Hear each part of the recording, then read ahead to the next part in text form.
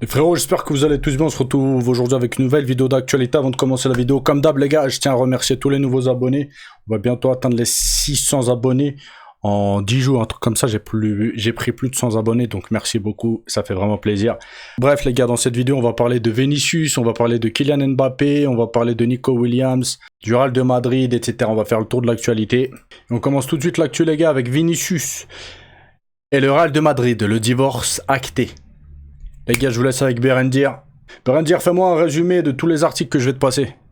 À Madrid, l'avenir de Vinicius Junior demeure incertain. Le joueur brésilien refuse de s'engager pour le moment, ce qui soulève des questions sur sa prolongation avec le Real Madrid. Bien que la rumeur d'un transfert en Arabie Saoudite se soit dissipée, Vinicius semble vouloir garder le contrôle de sa carrière en retardant la signature d'un nouveau contrat. Actuellement sous contrat jusqu'en 2027, son avenir reste flou et pourrait poser problème pour le club si la situation ne se résout pas d'ici l'été prochain.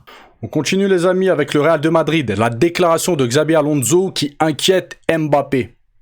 À l'issue du match, l'entraîneur madrilène Xabi Alonso est resté flou sur le rôle de Kylian Mbappé pour le prochain match contre le Borussia Dortmund. Il a indiqué que Mbappé bénéficierait de plus d'entraînement avant cette rencontre, ce qui devrait lui permettre de se sentir mieux, sans exclure la possibilité qu'il reste sur le banc étant encore en phase de reprise. Les gars, on continue avec le Real. Kylian Mbappé réagit à son retour en compétition. L'attaquant madrilène a exprimé sa joie et sa gratitude après la rencontre, annonçant avec émotion l'arrivée en quart de finale. Il a remercié les supporters de Miami pour leur soutien et a évoqué son bonheur de retrouver l'équipe après une période difficile. Bien qu'il ne marque pas de but lors de son retour, il a participé à quelques actions offensives, dont une passe décisive potentielle pour Arda Güler. On poursuit les gars avec Nico Williams, la nouvelle polémique. Le transfert de Nico Williams au FC Barcelone rencontre des obstacles, notamment une demande de l'agent du joueur pour une clause garantissant son enregistrement sans problème. Cette exigence a perturbé les négociations, le club catalan étant réticent à l'accepter, notamment après une situation similaire avec Dani Olmo.